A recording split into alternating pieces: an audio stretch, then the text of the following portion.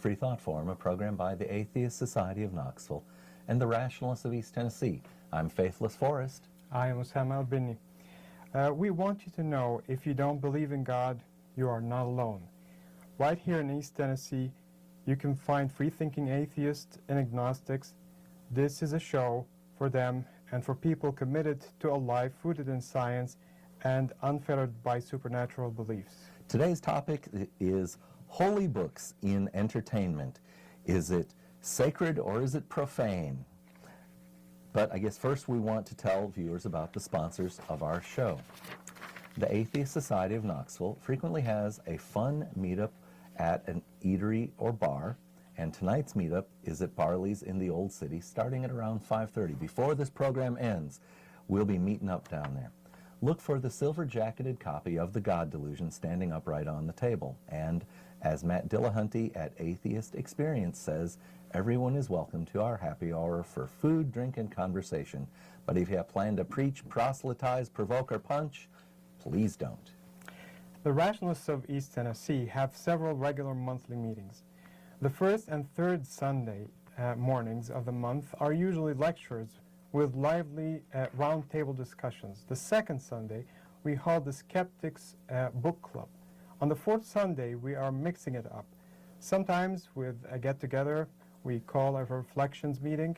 It features a potluck lunch in someone's home. Sometimes we meet to play board games, watch a movie, or similar activities. Now and then, we have a blood drive too. Later in the show, we will give you our websites to visit for additional details, including times and locations. Well, today is March 22nd, and we've got a little bit of in the news to comment about. I saw a headline. I guess this is at the Daily Kos, or? Yeah, so the Pope supposedly fires, according to the news, he fires the Vatican ambassador to the U.S.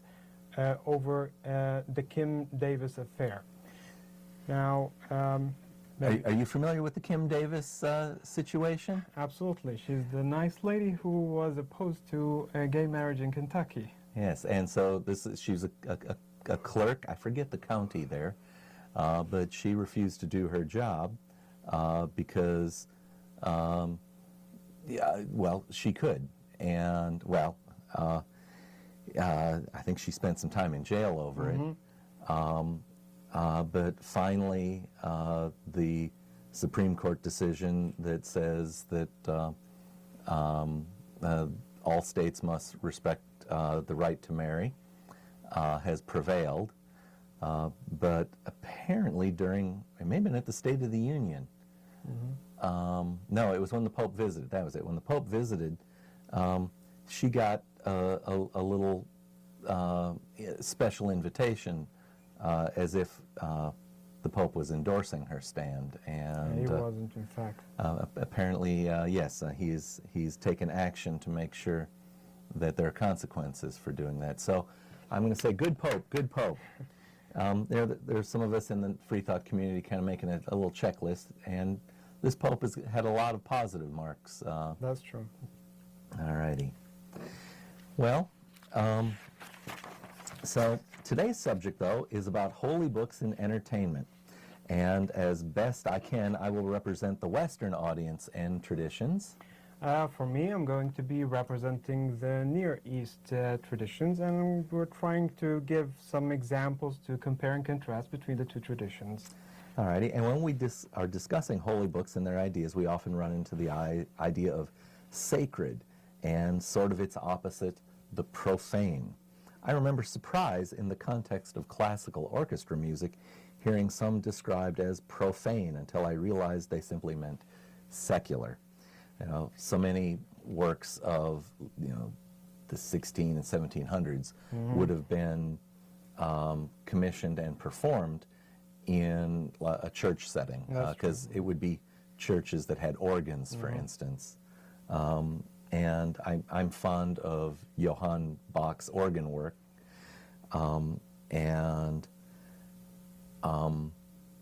it was probably in the context of other Bach pieces where they would describe they described, well, that one was sacred, and then this was a profane A one. cantata profana, for example, then would be supposedly something that is done for profane reasons that have nothing to do with the church. And the word profane carries for me, or carried for me until that moment, a connotation insulting and improper or something like that, not realizing that, well, oh, okay, it merely meant not holy. Right. And so that was a kind of a surprise. And maybe we can look at some kind of a definition, and the definition could come from someone who actually worked on this. We have someone, Emil Durkheim, who is a sociologist. At Wikipedia, there is an explanation of how he made the distinction. So it says, the sacred-profane dichotomy is an idea posited by French sociologist Emile Durkheim, who considered it to be the central characteristic of religion. Religion is a unified system of beliefs and practices relative to sacred things, that is to say, things set apart and forbidden. In Durkheim's theory, the sacred represented the interests of the group, especially unity, which were embodied in sacred group symbols or totems. The profane, on the other hand, involved mundane individual concerns. Durkheim's explicitly stated that the sacred-profane dichotomy was not equivalent to good or evil. So the sacred could be good or evil, and the profane could be either as well. And so that was the thing that kind of surprised me. And as you were reading the definition, I thought, why, this pen I have here, this is a mundane thing, and that makes it profane. I guess Papermate didn't know they were in the business of manufacturing profane objects. Well, we're here to challenge the idea that anything deserves to be sacred, set apart, or forbidden, especially to examine. Nothing is dogma. And again from Wikipedia, dogma is a principle or set of principles laid down by an authority and incontrovertibly true, or as incontrovertibly true. Well, our program is called Freethought Forum because we intend to exercise the right to examine all ideas with the keen eye of reason, and subject strength of every idea to the hammer of evidence. This was not always possible in the West, and such freedom is the hard-won prize of the Enlightenment over the suffocating blanket of supernatural ideas and worldviews. In our view, the profane world is the only real world, and it is a better world than the one often found in the holy books. So Usama and I were comparing and contrasting our life experiences. Both Usama and I are physicists and have a deep interest in the workings of the universe around us. But I was raised as secular, and I have never believed in a God. This actually makes me a minority in the non-faith community, where most of the people you'll find at the Atheist Society of Knoxville and the Rationalists of East Tennessee are formerly Christians or Jews. Well, I'm coming from a Muslim tradition, which even makes me in a smaller minority than yours. So we thought to compare and contrast our experiences. And once we started talking about also popular culture. And Faithless asked me if I knew the song Turn, Turn, Turn, and I said yes. And then he said, well, do you know that it actually comes from the Hebrew Bible? Which I said no, I did not know it comes from there. And from that we found a topic for our show. Holy entertainment, holy books in entertainment, or the former Muslim and the never Christian review music, 2,500 years or less in the making. So, but Usama, let's assume that we have some first-time viewers and tell our stories. I'll set the example. I was born in Minnesota in 1959, and I'm a child of the space age. I saw the moon landing at age 10. I was immersed in science from grade school on. I had parents who were not traditional Christians. Mother went to a Unitarian church off and on, and during my life, my father was never in a church unless it was for someone else's wedding or funeral. My mother read books to me and my sister about steam engines and the circulation of blood and pediatric nursing. Dad's tools included a volt-ohm-meter, which I took to show and tell in kindergarten, and I measured the batteries on the toys the other kids brought to show and tell. When I grew up, I went to the University of Minnesota and attained a bachelor's degree in physics. Well, I was born 40 years ago in faraway Jordan, very close to where Jesus supposedly has preached. Both my parents were teachers. My mother taught English, and my father was a teacher of religious education. He's a graduate of Al-Azhar University, which is a big place in Egypt that has been operating for many centuries. It's one of the most revered Sunni religious authorities, and we're going to be talking about it shortly later in the program. However, my upbringing was not especially religious, and I left Islam in my late teens, some 20 years ago, as I started questioning religion in several areas. The one that got to me most first was how I viewed the Islamic God as being unethical in so many different ways. But then I also was interested in science, and so when I got interested in science, I also viewed the contradiction that you would see between religion and science, and that's partly why I ended up becoming a physicist. So, as physicists, we are both students of the utterly profane. Mm-hmm. So, that's true. I mean, explaining and understanding the world without recourse to the supernatural is about as profane as possible. But let's get back to entertainment. all right. So we're going to be talking about the Quran today, the holy book of Islam, and it's a text written in Arabic. It's written supposedly 1400 years ago, and it's a good idea to take a look at a kind of a map that shows us And Sam, we got a map we could get up here of, I guess, the Arab world. It actually shows the countries that actually speak Arabic nowadays in the world. We have 22 countries that have Arabic as the official language, but there are other places that don't have it as the first language. These countries don't have a single unified language. They actually speak a wide variety of Arabic, and it's not directly related to Quranic Arabic, so it's a variety that changes from one place to another. And that would be because, of course, the Arab language would have existed before the Quran, and it would have had a geographic dispersed. Well, the Arabic language was, in the way that we know it, was somewhat restricted to a region in Arabia. South of Arabia, it had a variety, and north of Arabia, it had another variety. And then after that, it got dispersed with as Islam spread. Exactly. All right. So today we have a modern standard Arabic, MSA. That's the language that I would use in order to communicate with someone, say, from Morocco, because someone from Morocco would literally be speaking something I wouldn't find intelligible. The Arab world extends from the east, if we look at the map, from the east in the area of the Persian Gulf, excluding Iran, of course, which doesn't speak Arabic, it speaks Persian, all the way to the west on the Atlantic coast of Africa, where we have Morocco and Mauritania. And this region contains mainly the people who speak Arabic natively. The majority of the people living in this region, in terms of religion, are mostly Muslims. However, there are minorities, especially Christians of various denominations, and there are also other smaller communities of different faiths.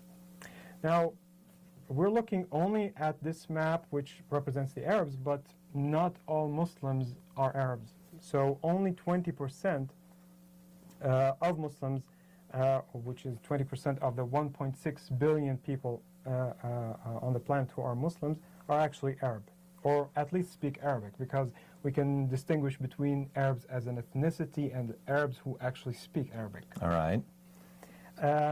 Some Muslims, many Muslims actually, who are not living in this region,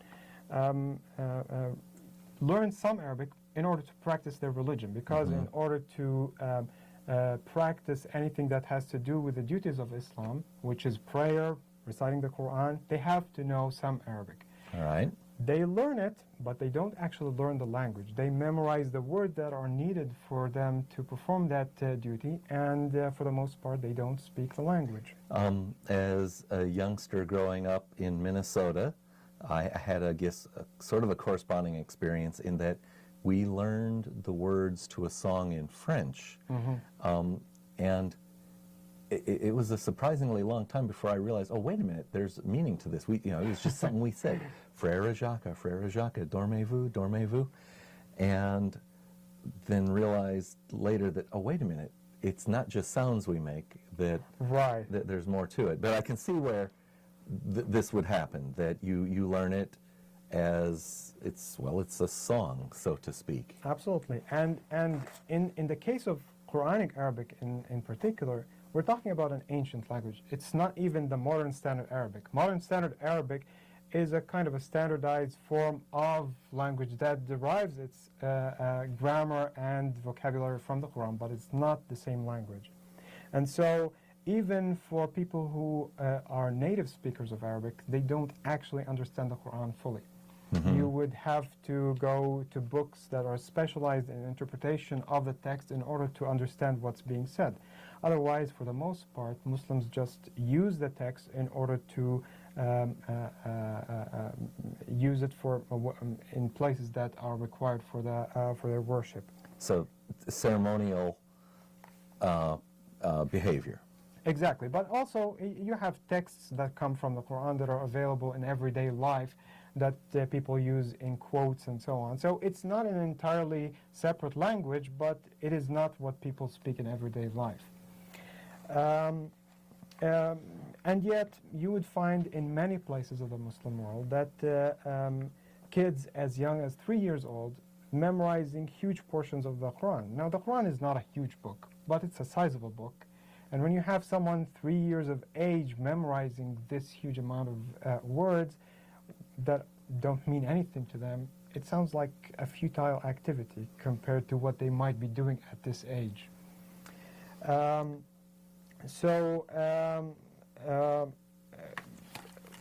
confess, it may have been my job here to be asking some questions, but I've been listening and learning. The whole discussion about the evolution of the Arabic language sounds, well, it harkens to what happened in Europe with the fall of the Roman Empire. Right. What had been a standardized language of the empire began to break up into smaller regional languages, and I assume it reflects the fact that trade had ceased or was greatly diminished, and if you don't have opportunities to talk to people at great distances, your languages diverge. Absolutely.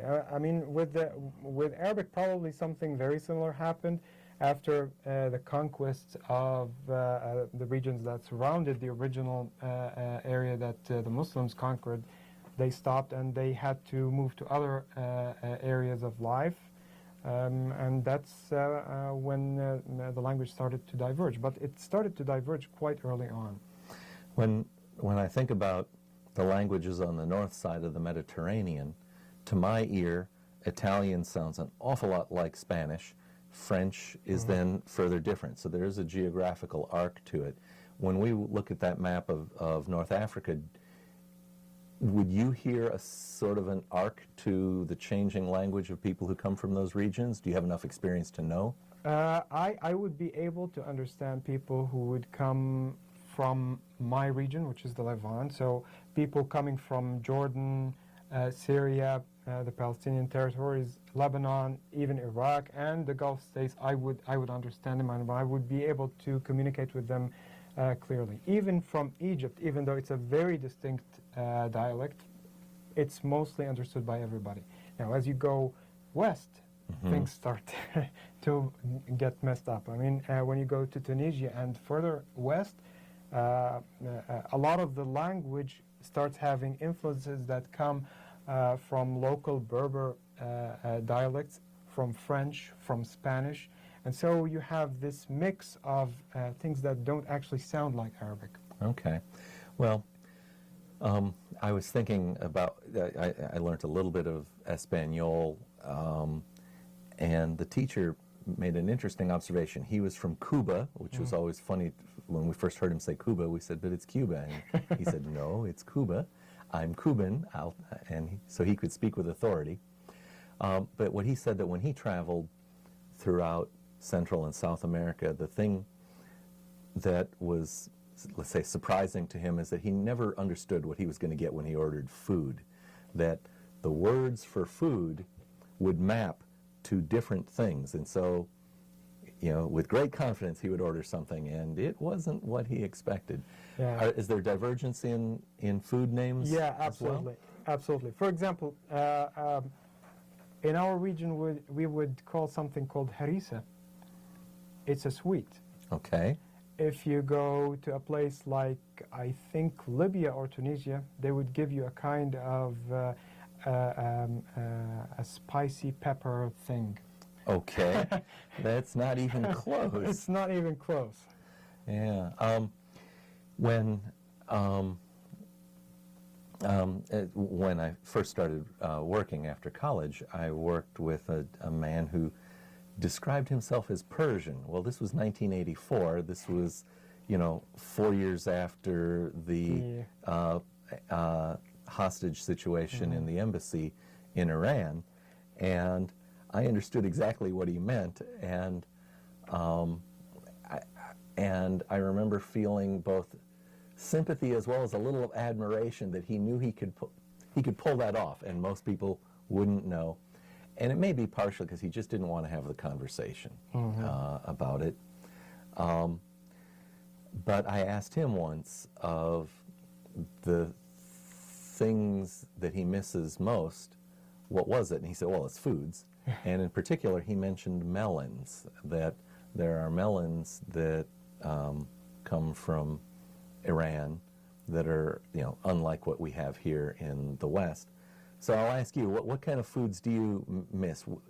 Or is there sufficient flow now that you can get many of your favorites? Well, I was actually fortunate enough that my wife, when we came here 10 years ago, she basically cooks more or less the same kind of foods that we used to get in Jordan.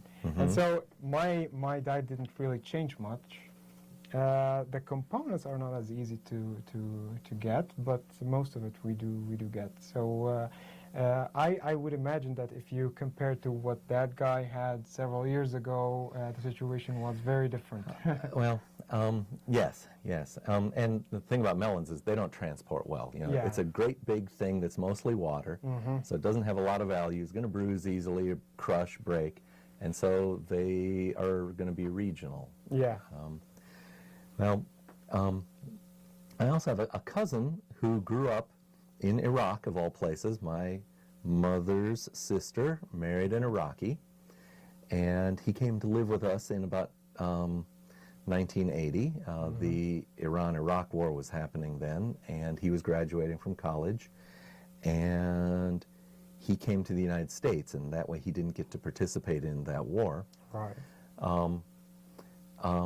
And his parents sent him a marvelous package one day. It was a wooden box about this big. Viewers would recognize it if I said it's about the size of a block of Velveeta cheese. I think that's a 2-pound block. And the wooden cover comes off, and inside it were Iraqi dates. Okay. Yeah, I mean, I've seen something like that before, yeah. And when I say Iraqi dates, they're so much better than any date I've ever had that came from California. That's true. Especially the ones that come from Iraq, they have a very nice reputation. I mean, in Jordan, we used to get Iraqi dates as well, and they do have a special quality to them. So it made that whole thing about the regional foods sink in, because I'd actually experienced it in a very unexpected way, Yeah. where I got, without having to travel, got to experience a treat from Iraq. So if I were to go to a restaurant in Jordan, what should I order? Well, you would likely not go to a restaurant, but it's better to go to a family that would cook you something traditional. Well, that would be imposing if I just knocked on a random door. So I got to go to a restaurant, but what should I be asking for? The most popular dish over there would be the mensef. Say again? Mensef. Spell it. You could probably write that Mensef.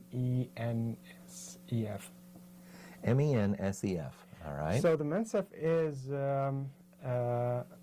a yogurt-based soup with lots of rice and meat, usually lamb meat, but you could have other varieties of meat. And you would have the whole thing in a kind of a pile, the rice, with a big loaf of bread, thin bread underneath. Okay. And then you have the soup on top. And Now, the soup's in a bowl, or is cut out, and you've got a bread bowl? I'm trying to picture this. Yeah, some people put it in a bowl, but some people just put it all over the rice. Okay, it's poured on like a topping. Right. All right. And the thing is, you'd have to eat it with your hands. All right. Sometimes it's boiling hot. Okay. And you can barely touch the hot rice, but that's how they do it. Well, I've learned some more here. So I guess I hadn't thought about the fact that knife and fork technology may not be one of those things that has been assimilated. Yeah. Well, this is a traditionally Bedouin dish that you would find served in times of weddings, for example, funerals, stuff like that. But sometimes if you just have a lot of people coming over, you would do it. All righty. So, mensef. All right. I've learned a new word here. Well, so we're talking about things related to popular culture, and you've explained a little bit about growing up, but there was something you told me before that we haven't touched on, and that is you speak more than Arabic. Well, yeah, I happen to also speak Hebrew, which is very similar to Arabic, which makes it easier for someone who already knows Arabic to learn the language. In fact, the vocabulary, the grammar is very similar. And if you reduce the language itself, if you reduce Hebrew and read it in its original pronunciation, it sounds a lot like Arabic. All right. So, as we were talking, I mentioned the Pete Seeger song. So, Sam, can we get the Pete Seeger slide up here? And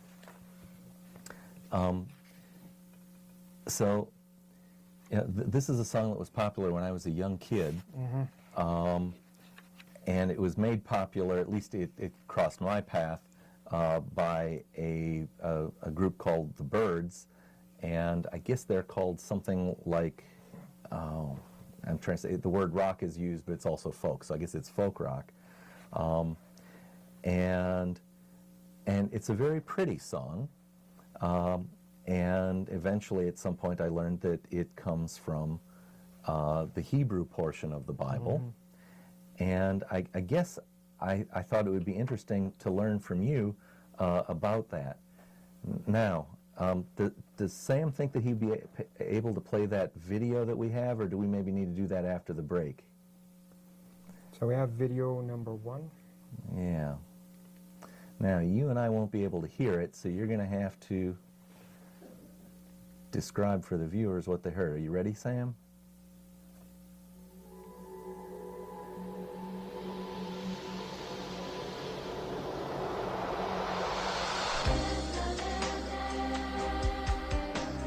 So the text that's coming up there now,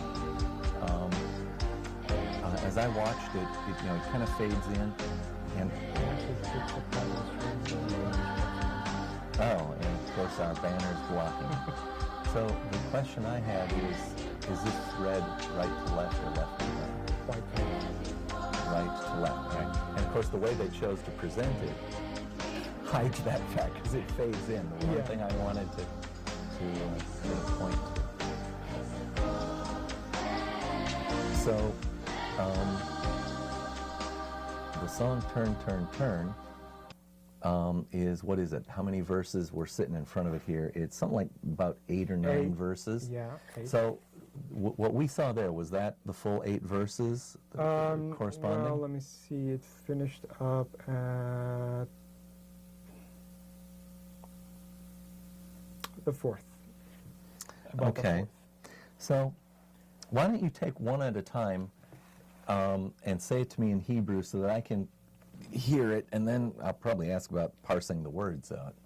Okay, so maybe we can show the slide that has it in Hebrew. Oh, yeah. There's a big white one. All right, there we go. Viewers can follow along as well. Yeah, well, we're both blocking it. Okay, so I'm going to start with the first one. لكل زمان وعد لكل حفظ تحت هالشمايم. All right. That's the first one. To everything there is a season and time to every purpose under the heaven. All right. And so the very last word you said was something like Hashayim? Hashamayim. Hashemayim. So that would be the heaven word? Heaven or sky. All right. Or sky. All right. Well, there's some ambiguity there. It's also the same in Arabic, sama, but we don't use it in order to refer to heaven. We use another word in Arabic, firdaus, which is close to paradise. Okay. All right. Verse 2. عيت للدت وعيت لموت عيت لتعت وعيت لعكور نتوع. All right, so I sense there was a strong repetitive pattern there, and I guess that was where you're going through a time for this, a time for that, a time so on. So I was hearing the repetitive nature of it. Most of the words that are repeating actually don't repeat because they are referring to time, but just they happen to have that kind of ending, so that they do rhyme. So the English text we have here is King James, and it has the word time appearing again and again in each clause. So is what you're telling me that by translating it to English, we're forced to have this repetitive use of the word time that's not in the original? No, the original does have the word time. So the word ayat means time. All right. That's the beginning of the word. Ayat laledet, time to be born. All right. So if we tried to put it to the timing of Pete Seeger's song, a time to be born, a time, well, yeah, a time to die, a time to plant, a time to reap. Does it fit the same meter? عيت للدت وعيت لموت عيت لتعت وعيت لعكور نتوع. It's about the same timing. More or All less. right. So it had me wondering if there were actually productions where they used the music that Pete Seeger wrote for it that exist as well. I'm not aware of a Hebrew production of it. The one I brought actually was produced by some school in Israel that was celebrating their centennial, and they found this to be a fitting song.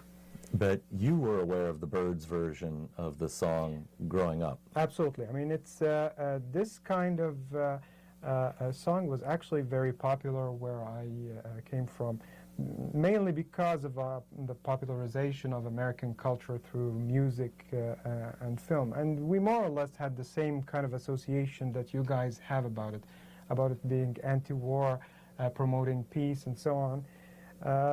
And yet, if we look at it from a different perspective, it's also talking about how killing, how... It says quite clearly, a time to kill. A time to kill, a time to hate. Yes. I mean, this type of thing, when it's written in a holy book, it's like we're talking about being preordained by God.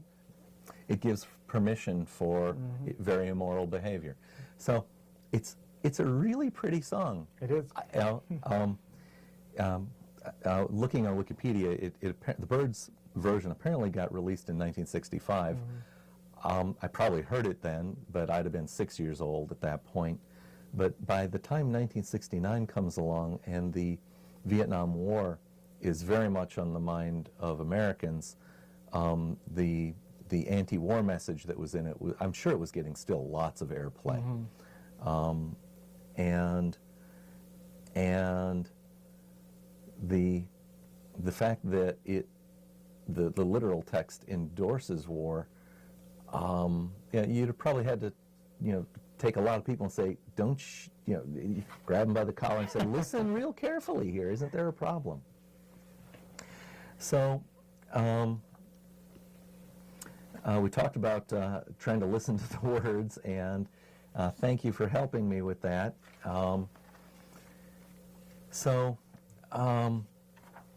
Within in the United States and, well, in Western culture, we have no problem putting holy words to music. Apparently that's not a universal thing. Absolutely not. When it comes to the Quran and the case of putting text that comes from the Quran itself to music, that's absolutely not acceptable. There are several reasons for that, and we will get to it, but in the case of Islamic art in general, when you look at it, you would find that compared to art that prevailed in Europe and in other places, it looks more austere. You don't have pictures, you don't have music, living animals are not pictured. And that is true to some extent, but of course, humans being humans, there is a need for art, and this need can find expression in various ways. The very first piece of art that can be considered Islamic is the Dome of the Rock in Jerusalem, which was built very early in the history of Islam.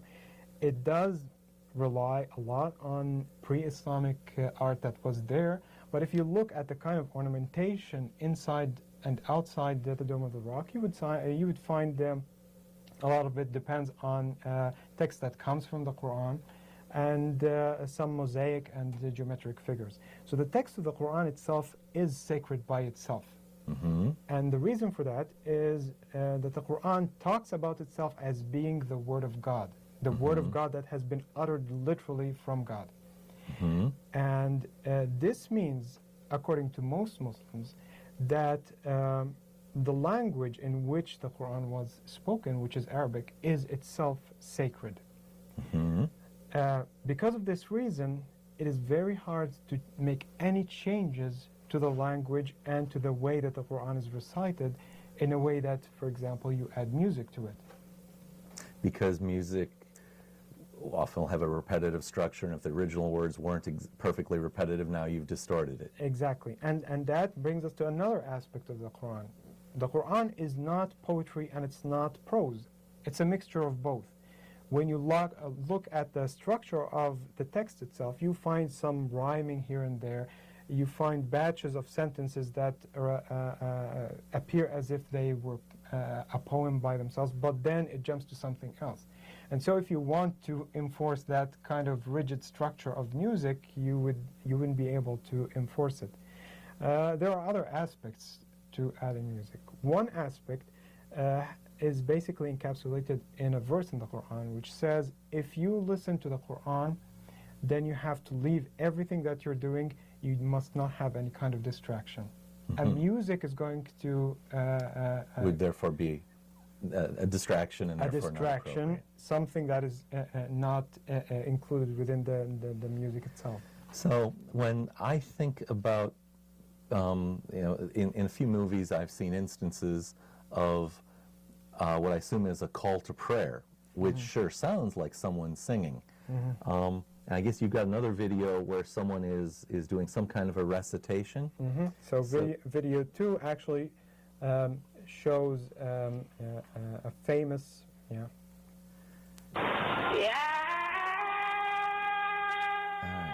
would this be a call to prayer? No, he's actually reading verses from the Quran. Okay.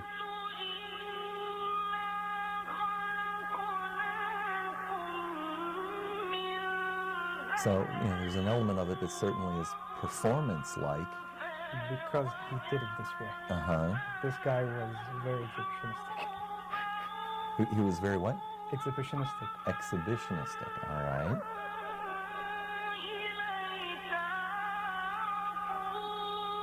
So it's hard for me not to think of that and still call it music. Or, well, it's performance. Performance, I guess, is the word that covers it. Right. Now, is part of it that, he would be beginning and ending with something that represents, let's say, kind of a complete thought rather than, Right. Pete Seeger chose 8 lines, but, there was stuff before and after that. Those 8 lines that Pete Seeger chose have a very repetitive structure. The lines before and after deviate from that structure, so... So this particular case, because of the irregular structure of the Quran, the way that you recite it has more freedom, but it still follows Arabic scales or maqams. So people who do recitation like the one we just heard actually go to a kind of a school that teaches them how to do this kind of thing. And it is musical. Of course, when it comes to the people who are specialized in this, they do know that they are actually learning music. But when it comes to the public trying to do something that has to do with music and then do it in conjunction with the Quran, then comes a problem. In the case of teaching of the Quran, for example, at school, they teach us something called tajweed. The tajweed tells you the standards that you have to follow in order to recite the Quran properly. And we're not talking about the recitation like the guy who just did this now. This guy does this professionally, and he's a celebrity who has a cult of his own and a different thing. But I'm talking about the recitation that would be needed in order to perform prayer. Okay. So there are certain rules, and these rules basically have to do with the reason that when Arabic was written for the first time, it had no diacritics. It had no dots and no way to distinguish between the letters. And this actually is a very interesting topic, because right now in the maybe... So the people who add the diacritics are potentially rewriting. They are rewriting, and this actually caused a huge ambiguity. Today you find something called the different recitations. The different recitations are actually just a way of saying people who reinterpreted the letters in a certain way understood it differently from someone else. And so you have the same word can be read completely differently in a way that has nothing to do with one another, which is actually something that you might consider as the topic of another show, because this is a very hot topic in the past few decades in how the Quran is read. Mm-hmm. Well, within Western and Christian civilization, the Christian Bible was initially something set down in Latin, and as the spoken language diverged from Latin, it meant that only the clergy could then read this thing, and it meant that they were conducting services in a language that was not the everyday language, at least, of their listeners. So there's a kind of a similarity there. And I know that when the King James Version was commissioned, James, the King of England, apparently wanted a version that more strongly favored central authority, his authority, and so he commissioned a new translation. The result, well, the interesting thing about that translation is that they didn't, let's say, go back to their oldest sources and say, well, let's make sure that we have our best scholarship to translate. They got a committee together and took several versions and then made it sound nice. In fact, I've heard people say that there's speculation, could Shakespeare have been involved in the translation, because it sounds so much like his work. Right. But it's a product of the time. Well, in the case of Quran, definitely there is some talk of something like this, but there's a lot of reversion and rewriting of the seerah and the hadith, the sayings and the lifetimes of Muhammad, which there is a lot of reason to think that there's quite a lot of tampering with that. So obviously in the case of the King James Version, that happens at a known date and time. I mean, they published it in, I think it would be 1611, because I think the 400th anniversary was 2011. But the date at which these things would have happened would be murkier, right? Because Yeah. it wasn't involved with some new grandiose publication for the masses. Exactly, because most of this stuff happened during the time of a clash between the dynasties of the Umayyads and the Abbasids. And so each clan basically would want to have the caliphate, and they would fabricate basically something that favors them. So help me and the viewers, what does the word caliphate mean, since it's been in the news lately? Well, caliphate literally means succession. One of the biggest issues of Islam is that when Muhammad died, he did not explicitly put a successor. So it sounds like he didn't have a good plan in place here if that, upon his death, immediately causes what amounts to a schism, right? There's a lot of hadiths or sayings that come from him which give the impression that he was not thinking that the whole world is going to last a generation or two after him. He wasn't. He kept saying that the Day of Judgment is just going to be around the corner. So would he have had access to the Christian Book of Revelations? Because that sounds so much like that. I don't know if it's the Book of Revelation specifically, but there is a great deal of stuff that comes from Christian and Jewish texts. And in fact, one of the things that are being discussed today is that the Quran itself as a whole is merely a book of Christian hymns that has been transformed and adapted and added to by the Arabs in order to accommodate what they need, so that the Muslims would end up being a kind of a heretical Christian sect. It's funny, as you said, heretical. My first, as you described it, I thought more like victim, victimized by these translations. But I've never heard that assertion before. It's actually a very hot topic that is being debated right now in the Arabic-speaking world. But it started. Most of this has to do with a certain scholarship that happened in Germany, of all places, in the past several decades. Well, apparently, in the 1800s, Germany was a central point for biblical research, and what sometimes host on the show with me, Joe Barnhart, would say higher criticism. Higher criticism has to do with, I think, trying to understand and infer what the founding texts of the Bible would have looked like based upon what we have today, which we know are generations removed, meaning they're copies of copies. Definitely. So the Germans are at it again. So would there be many Muslims who are there as part of that, or what would the German, someone who's ethnically German, what are they going to be doing to try and understand this? Yeah. So the main scholar who is working on this, he has a pseudonym, Luxemburg. He seems to be of Lebanese descent. And he has a book that has the title Syriac Aramaic Reading of the Quran. This has become central to this entire thing.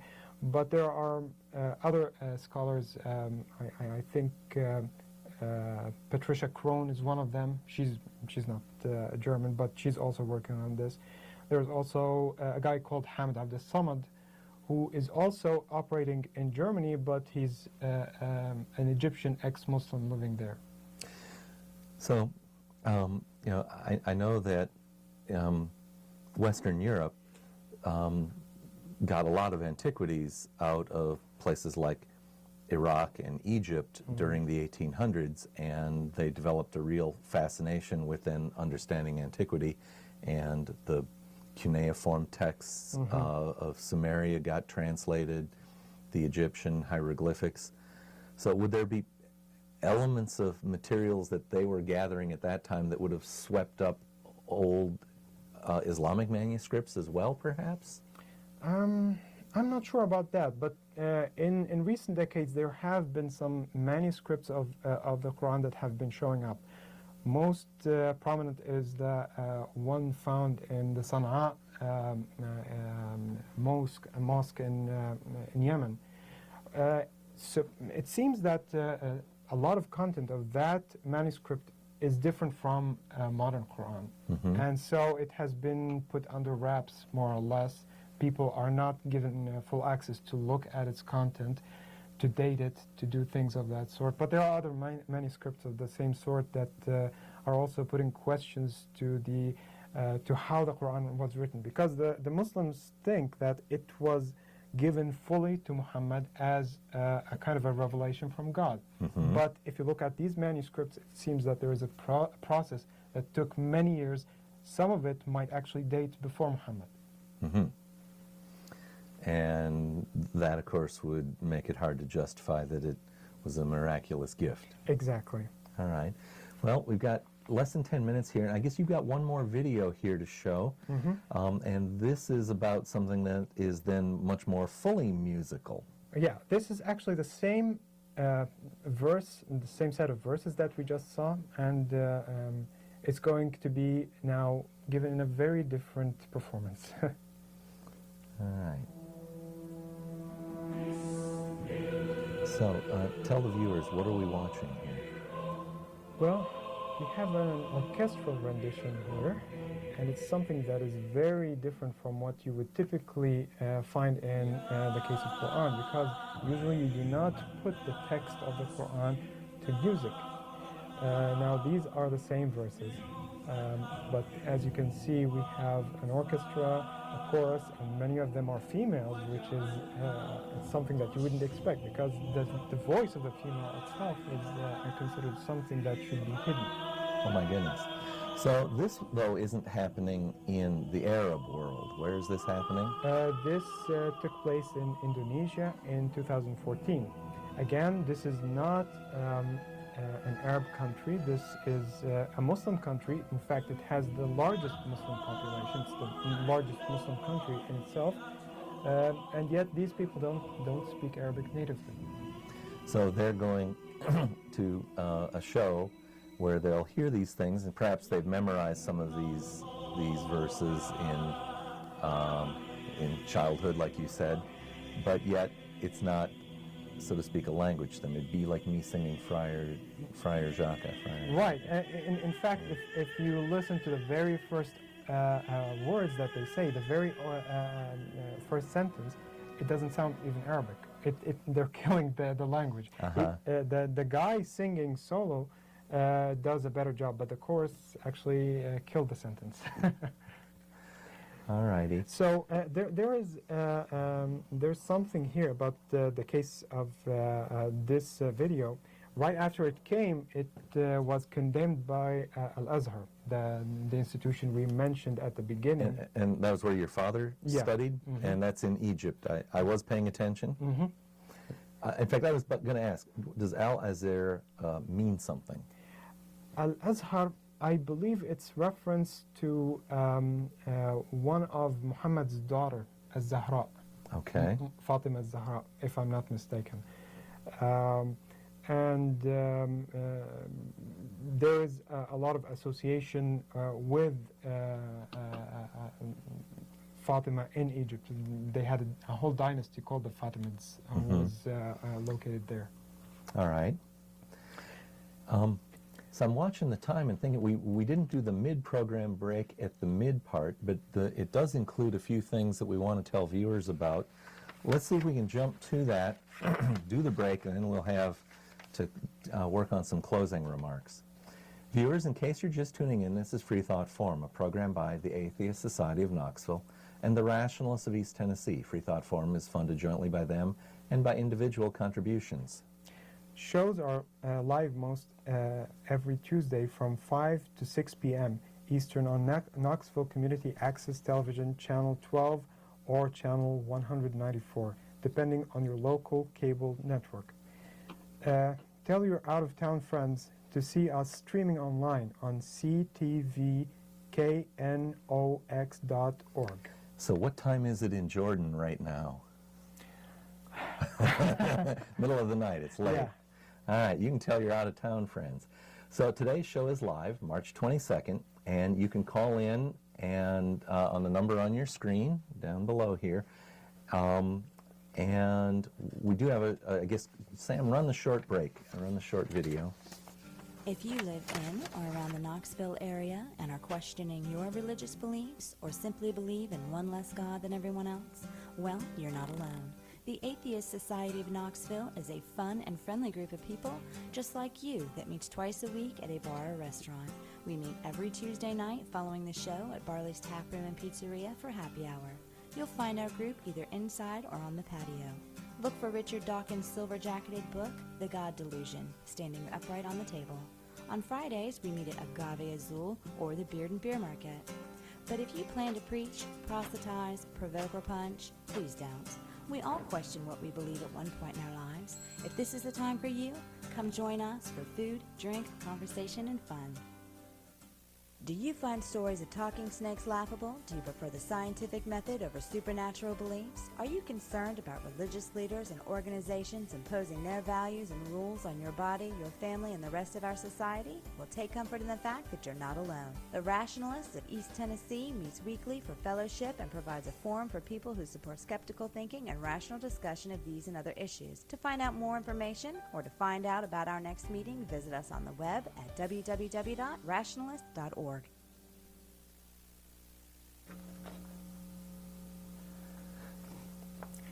The second Sunday of most months is the Rationalists of East Tennessee Skeptics Book Club.